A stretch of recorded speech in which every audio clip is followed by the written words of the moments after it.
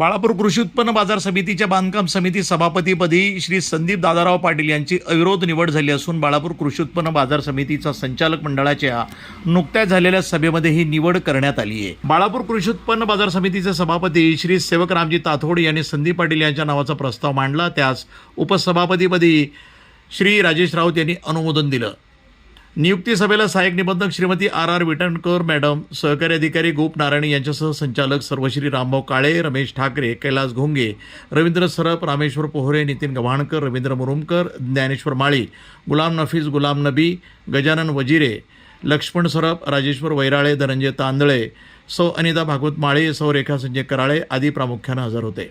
सभेचं संचालन सचिव श्री के.एस. नावकर यांनी केलं। संदीप पाटील यांच्या निवडीमुळे शेतकऱ्यांमध्ये आणि सभासदांमध्ये आनंद व्यक्त होतोय। प्रतिनिधी अमोल जामोदे, NTV न्यूज मराठी, बाळापूर, अकोला।